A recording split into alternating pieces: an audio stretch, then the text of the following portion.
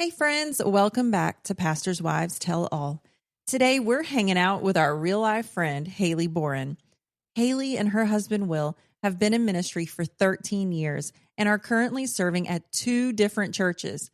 Haley as a communications director in Columbus, Georgia, and Will as an associate pastor in Phenix City, Alabama.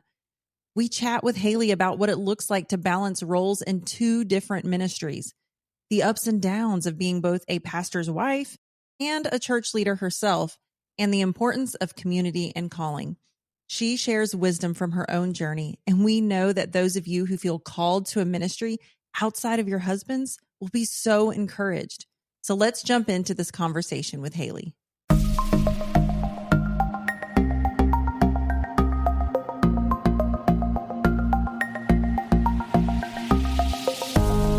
I'm Jessica. I'm Jenna. And I'm Stephanie. And you are listening to Pastors' Wives Tell All, a podcast by pastors' wives for church leaders and anyone desiring to take a peek inside our glass house. We are breaking down walls and crushing pastors' wives stereotypes within the church. We want pastors' wives and other ministry leaders to know that they are not alone in this. Plus, this is basically therapy for the 3 of us with a whole lot of dance parties.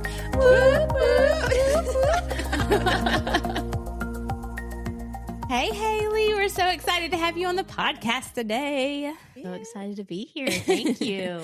Okay, so guys, Haley has been, we have been friends for quite a while. I should have maybe, came up with that number before we got on the podcast. Haley, fine. Do you know? More than 5 years, 6 years. There we maybe, go. about Something like that. Yeah. Yes. And so it's been really cool. But I would say over the past 2 years, we've gotten closer for sure. And she actually gets to work with my nonprofit, Come Away Missions and Do Good Project. And she is an amazing person. We could not do it without her. Jenna and I say, and so she is part of that ministry. And also, fun news is, so Will, her husband, is the associate pastor at our church, which is just so cool. And so we'll talk a little bit about that as we move forward. But Haley, can you tell us just a little bit about who you are and what you do? Yeah. So I'm Haley, and I have been married to Will for 13 years, which seems really weird to say, but it's true. I also have a daughter. We have a daughter, Ren, who is almost 9 years old, will be this month, which is also really weird to say. But I am, for my job, I'm the director of communications at Christ Community Church. I also am a photographer on the side in my spare time. And then my husband, Will, as Jessica said, is the associate pastor at Village Church. He's also bivocational, so he has a job teaching at a local community college full-time. And our lives are really busy, but they're good.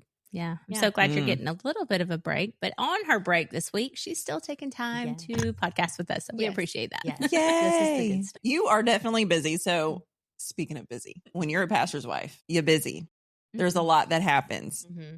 So question, when your husband realized he is called to ministry, were you feeling that same way? How did you feel stepping into that role? Were you resistant? Were you like, let's go, let's do this? So all the above. I will say, so our journey in ministry specifically started right after we got married. And so 13 years ago, a little over that. And in order to tell the story, I feel like I need to take a few steps back. So I came to know the Lord in college, which was my sophomore year of college. I really began walking with Jesus and understanding what that meant. And he changed my whole life, and I'm so grateful. But through that, I met my husband, Will, and he has been a Christian, I guess, his whole life. He was birthed a Christian. He was perfect, and he was perfect in that way.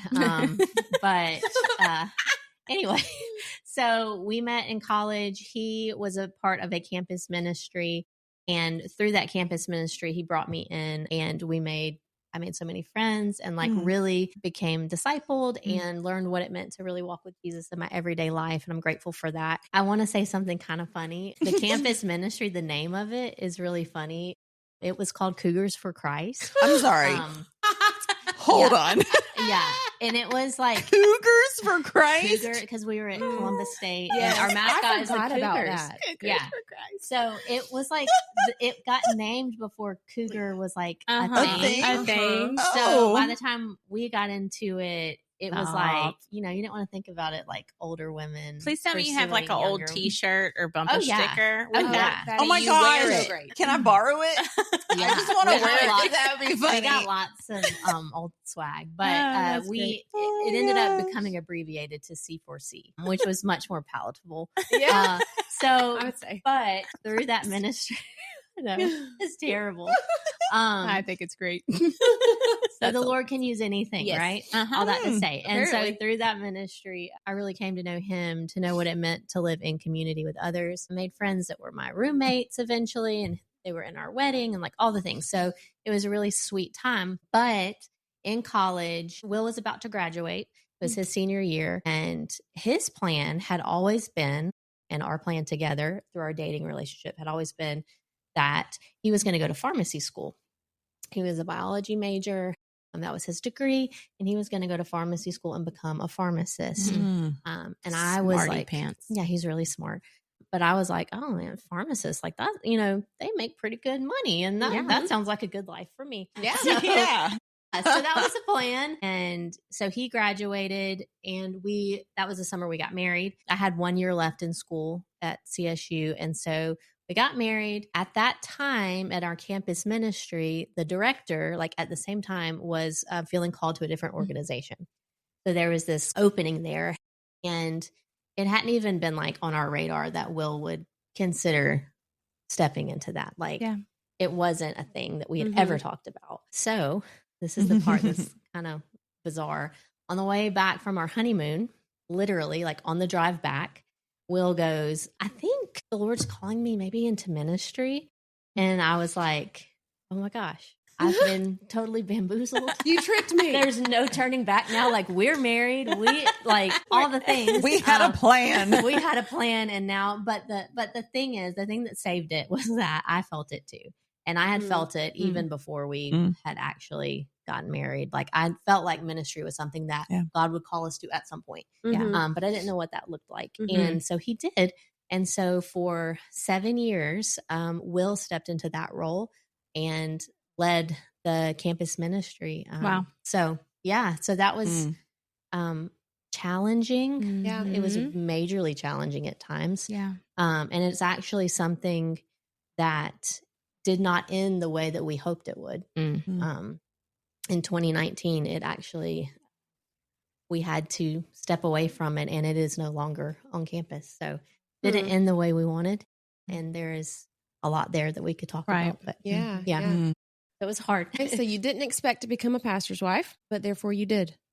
Therefore. Okay, so not only are you a pastor's wife, but your husband is on staff at Jessica's church, Village Church in Phenix City, and you work at a different church. That's correct. Okay, so let's talk about that for a minute. What are some of the unique, maybe blessings and maybe struggles that maybe come along with that territory? Yeah. I will also say, like, in the beginning, I never felt like it was always going to be Will in ministry and not me. That's kind of what I thought. Like, I'll support him, I'll be there, but I'm not going to be in ministry.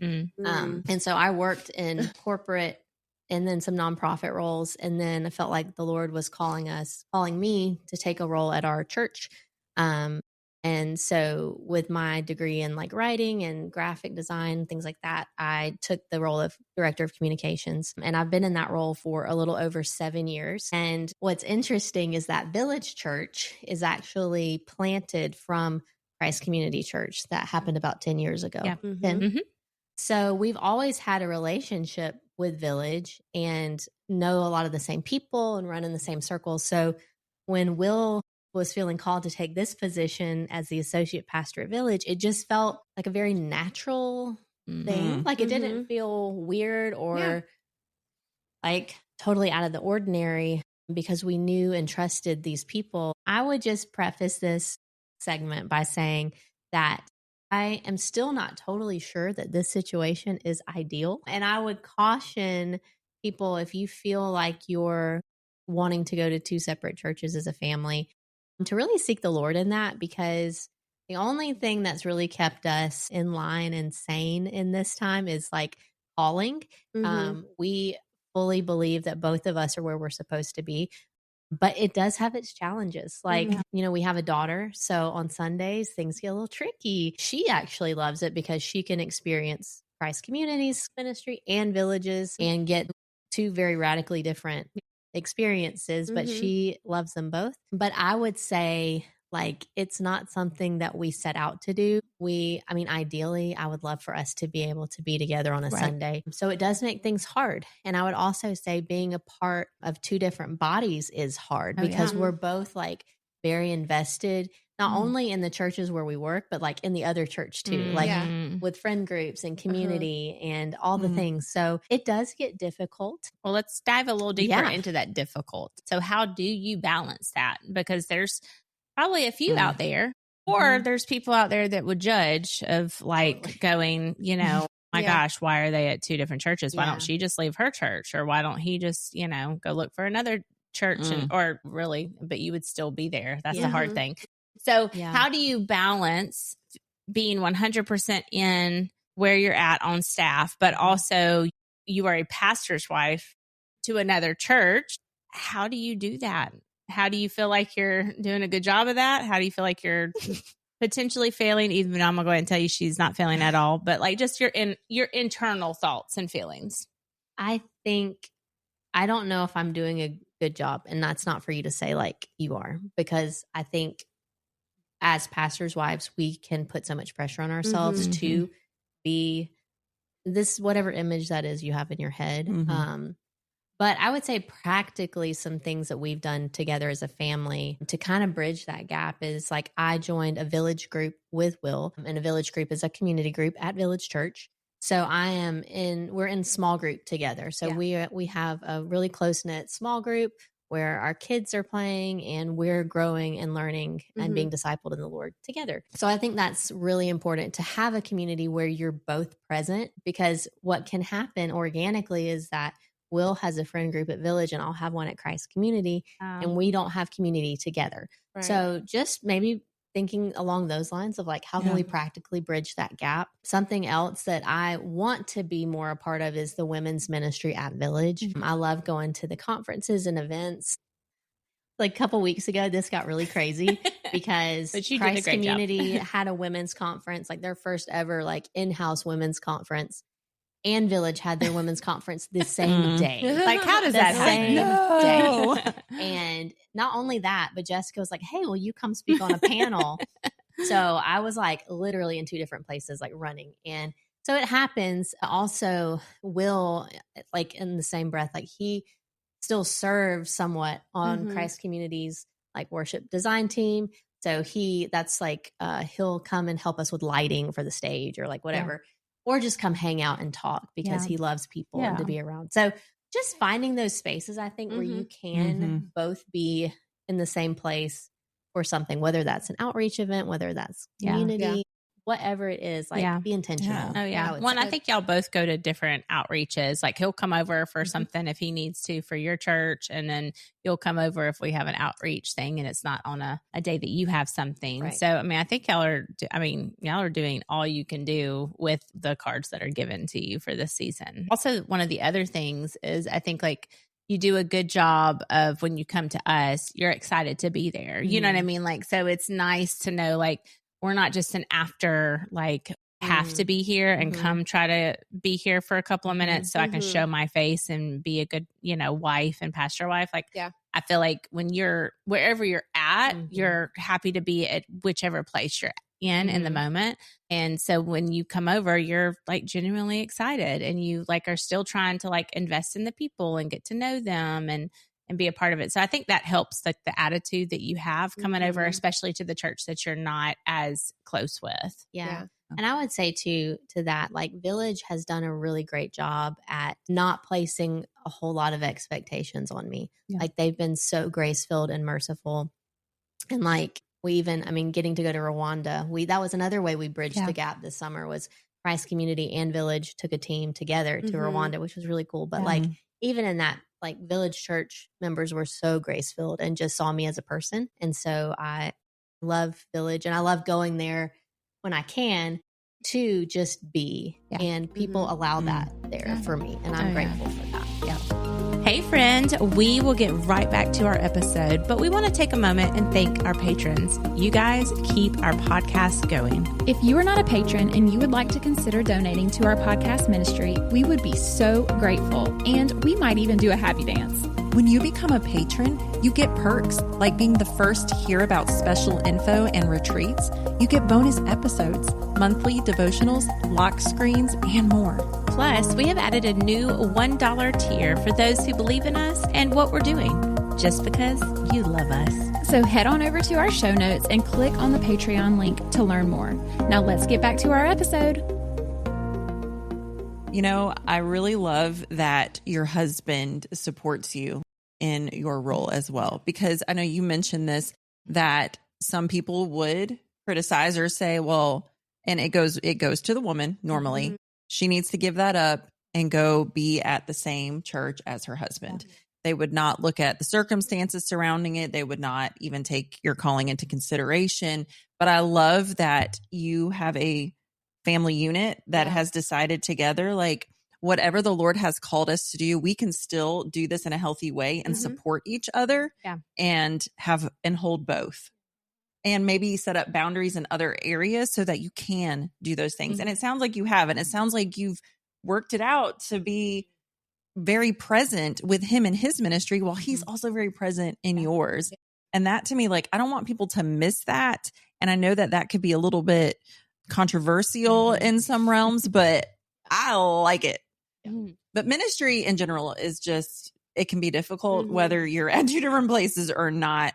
So if you're in a moment of feeling just things are hard, ministry sucks right now, or like when you get in those times, whenever they may be, even if they're right now, we're not saying they are. Totally not. Anyway, but fine. But what helps you keep going? What helps you keep serving even when it's hard? I would say that what really, in the midst of hard, messy ministry, helps us keep going is just this idea of calling. We know that the Lord has called us to this moment in time in this life. And my husband Will always says that, you know, calling is something that you do regardless of if you're paid or if you're vocational. Right. Like, if you're called to something, you're going to do it regardless of like anything else, like circumstances. And we have both felt a strong calling into ministry. And it's funny enough, like actually very recently, I found myself asking the Lord, you know, I turned 35 on Sunday and my husband's 36, and we've been in ministry since we got married, since the beginning. And it's been really rewarding at times and really hard at other times. And so I found myself asking, we had like a prayer gathering at church, and just felt like I asked the Lord, like, okay, I'm 35, Will's 36. We've been in this game for 13 years. Like, is this where you want us? Like, is this our end game? Yeah. You know, is this good for the rest of our lives? And I just felt like God said, like, you're all in. Yeah. Not as like you're trapped forever, but like, you're jumped in, like, you are all in, and this is what I've called you to. And I've called you to the church, like to be Christ here in the body of Christ, you know? And so we don't do it perfectly. It's really, really hard. But I feel like when we want to give up, we go back to that calling. And the second thing I would say is just this idea of like abiding in Christ. Like, if I'm not in the Word in the mornings, or if I'm not tethering myself to Him, then it would be a lot easier to go do something else and give up. But having the Lord presence in my life, saying, and the Holy Spirit, like, this is the path, walk in it, is right where I want to be. And but when I am not, and I'm in my flesh, and I'm doing what Haley wants to do, like, I can be so mad and get so angry so quick and just want to walk away. But the Lord God, for His mercy and grace and forgiveness, like, always is tethering me back to Himself. So good. Stay with Jesus. Yeah, what I would say. Yeah, good. So, is there a particularly tough moment, maybe in ministry, that you want to talk about or share with us, and how you got through it? Yeah. So, there have been lots of them, but in like the last few years, I would say that 2020 was just a year from Hell. It's okay. You can Hades. say I was going to say Hades, but I was like, that's not. It was a year from hell. And, I had just really started working at Christ Community. Felt like that was where I was called to be. We had one child at the time. We still do. I was like, wait, what? Still, I was like, wait, well, here, are you hang on, pregnant? hang on. We still do have just one, but we always wanted more. Uh-huh. Yeah. So in 2020, with the pandemic going on, with everything, our campus ministry had just closed its doors. Mhm. My husband had to go work a 9 to 5, and actually longer than 9 to 5 regular job that he did not enjoy.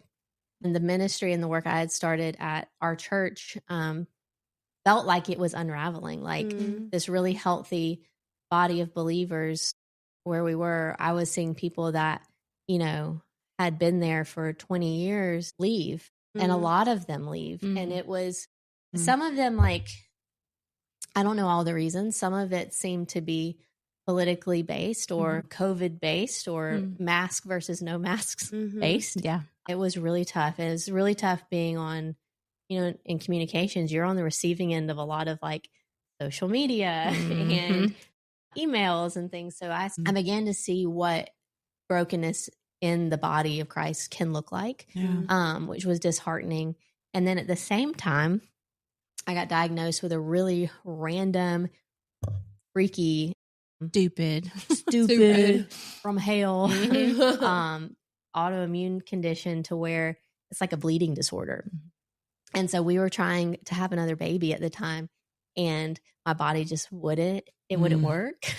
and it would be dangerous to have more kids. And so the life, like everything that I thought what our family would look like in 2020 in that season, and like for a few years, just looked nothing like it. And I would say that that was one of the darkest times of my adult life in ministry. It was so disheartening. Like every piece of our lives were just disheartening and discouraging. And it was a season where, honestly, if I'm like truly being honest, I didn't feel the Lord as like his presence as much as I do now. And it just seemed to be a season of like silence. But what got me through that, and this is what I would suggest to everybody, is just I had a group of 2 really close friends, and we formed what was called we call it a band at our church, but it's really just like a confessional community of 2 or 3 people. And so they carried me through that season. And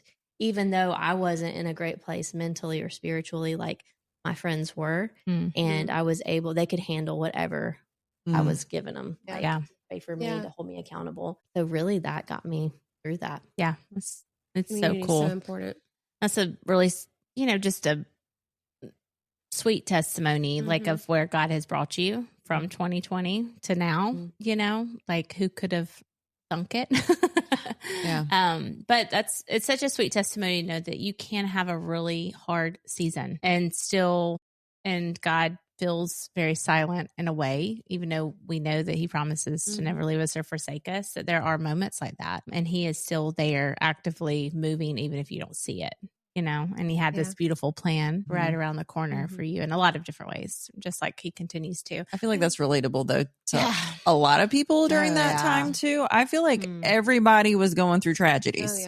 It was just this mass like depression, anxiety, bad things happening to different people, and then feeling alone in it because they feel isolated because you are isolated. Like it's a this whole dynamic. And then serving in ministry, that just adds on to it. It comes back and like, well, and I think that's a hard thing when it's family stuff that was happening behind the scenes, but also ministry, and you can't quit either. Right. You know what I mean? You can't quit your life and you can't quit your ministry in the moment. There was no option, but you, I think like what you said, like you have to you have to continue to abide even when you like feel like I don't have an ounce left to give.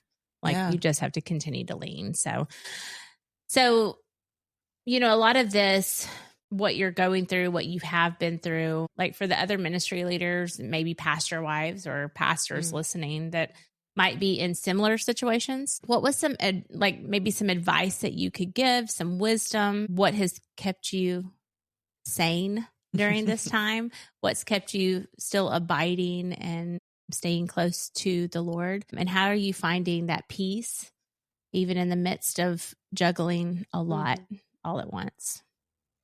That's a really great question. I would say for pastors' wives or church staff or people in ministry in general, like one of the things I feel like God has been teaching me also very recently is to find the joy and contentment in what he's given you in the season that you're in. And this was actually, I referenced a minute ago, like the prayer gathering at our church. Another thing I felt, we had like this time of confession. This was so recent and so fresh. So, and it was like a time of listening prayer where you're just still and you just listen to what the Lord is saying to you. And I felt like he said, you know, Haley, you're always hungry. Haley, you're always hungry for more, but you're not satisfied with what I've already given you. And I don't know why. I mean, it sounds very kind of cliche, but like it really struck me. And I realized in that moment, like I haven't been content in a very long time. I'm constantly comparing what God has done in my family's lives to other people's lives.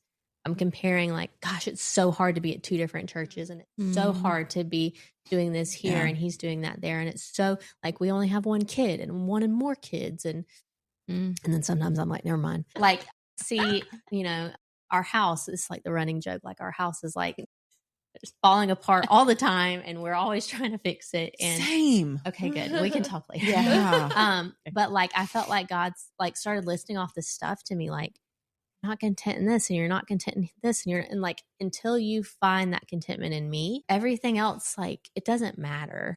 And I think in this season, because it is really hectic, it's really busy, it can be exhausting, but being able to rest in the Lord, saying that to me the other day was really helpful. Like, don't look at these challenges as something you should run from, but look at like, okay, you only have 1 daughter. Yeah.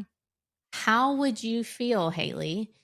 I called y'all to this season of ministry where you're in multiple places all the time. You're rushing Ren around all the time. Like, do you think you could handle more? Do you really think you could? How would that look? Would you be miserable? Or can you see this as like my grace for you right now is this blessing? Like That's you have good. 1 daughter and you're able to pour into her in these spaces and places. And she is like, her personality is just kind of like go with the flow and also crazy.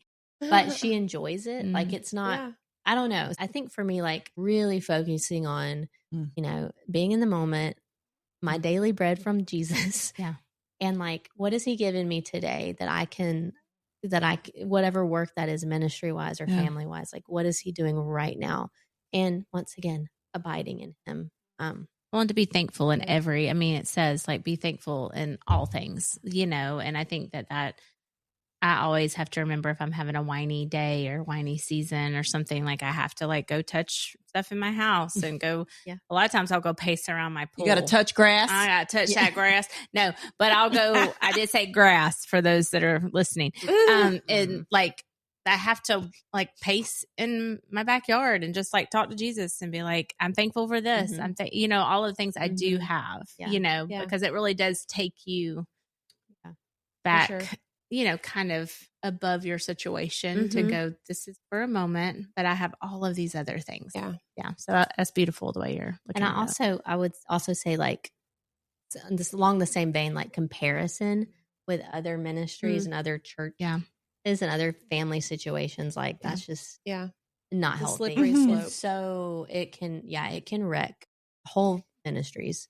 So focus on where God has you right now for this season and try to see it as your calling and not your neighbor's calling. Yeah. Oh, good. Yeah. No, yeah, I struggle with that. So I need those reminders. And we'll also talk about comparison together. We'll talk about our houses falling apart. It sounds great. Let's do it. Yeah. Okay. Coffee date. Yes, we should do that for real. Lament. Okay. Lattes and lament. Lament. I'm such an empathetic person too. We really could do that. We can hold hands and everything. Yeah. Like Oh, that's so hard. I That's so understand. hard. I Yeah. feel you. Lattes and lament. There was that marketing degree Yeah, just we came got up. it. Yeah. Laments and lattes. You know, I it's like a coffee it. shop. You just want Lament and lamentations and lament. Yes. I mean, and Lattes. lattes, Oh my and gosh. you just cry. Yes. You cry it out. You pour it out. Yeah. Pour it out. We're going to cry it out, pour it out, all the things. That's so great. That's so Okay, great. so Anywho. we have loved this episode, and it has been so, so good. But before we end, we have 3 final questions for you. Are you ready? Rapid fire. You got this. Okay. First thing that comes to your head. If you could go back and give your pre-pastor wifey ministry leader self one piece of advice, what would it be? I would say the biggest thing is just don't do this alone. We, as a young married couple, like right off the bat, mistake number 1, we did it alone. And I would say find a mentor, find someone to disciple you who is a few steps ahead of you in the game. Keep your close friends, but like have someone to be able to speak into you truth and then also find someone to pour into that's a little bit, you're a little bit further along than. Yeah. That's so good. Yeah. Okay. Advice. What do you do for fun, either by yourself or with your spouse, to get your mind off of all things ministry? Jessica's laughing because I struggle with being a productivity monster. And so fun. We can talk about that too. We could also talk about that. Yeah.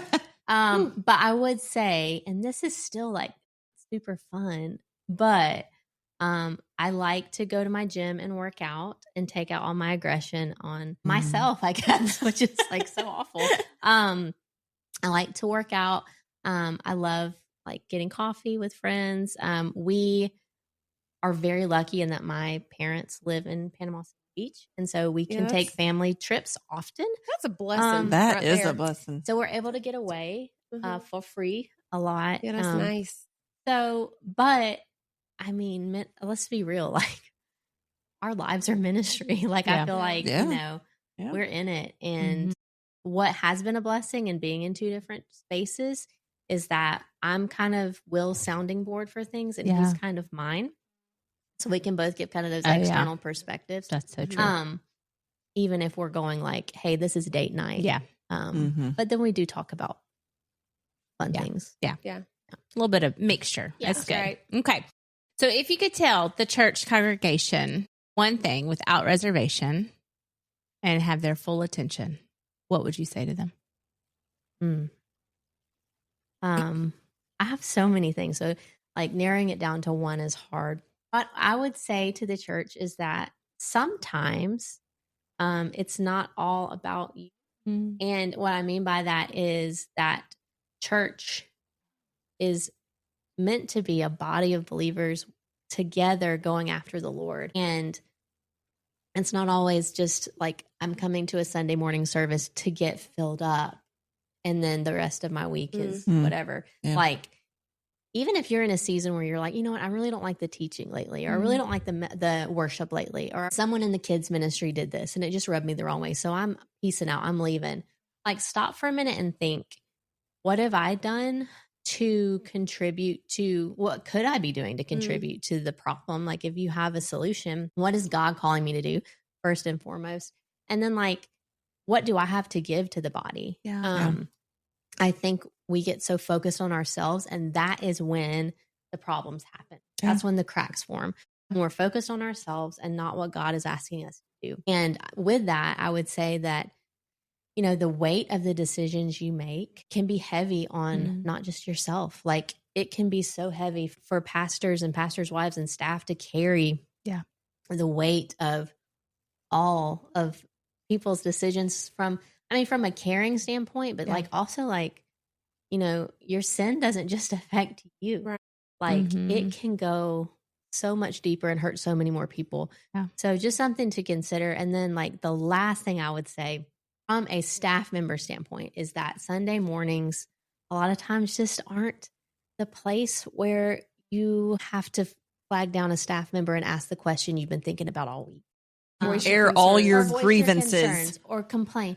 Yeah. I mean, Sunday mornings, I'll be honest, like I love Sundays. Sometimes it's a little hard because I walk in and I feel like it takes me 30 minutes to get from the front door to check my kid into kids ministry because I get stopped. And finally, Ren has just decided like she checks herself in now, and we just trust that she goes to her classroom because if she'd be an hour late if it were like me getting to, which It's not about like, I want to stop and talk to you. I want to stop and ask how you're doing. How was your surgery? How is this? How's your daughter?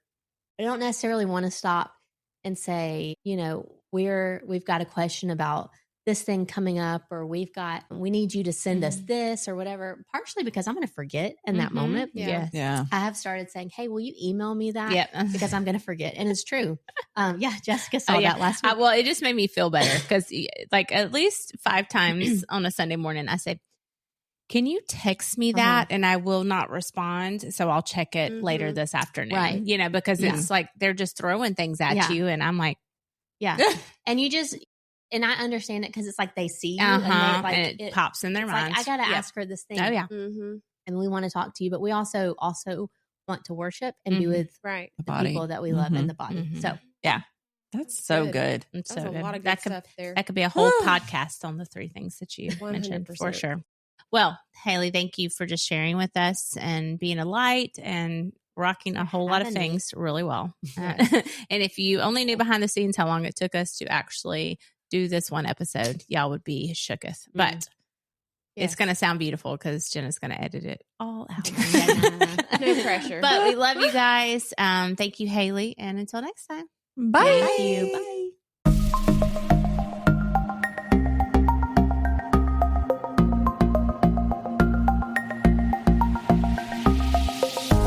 Okay, friends, if you have enjoyed this episode as much as we have, please help us spread the word on Facebook and Instagram.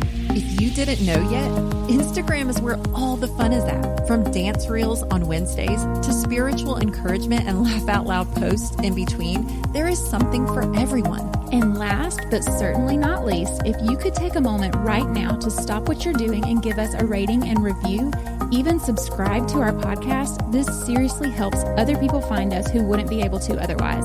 Thank you so much for your love and support. We hope you'll tune in next week.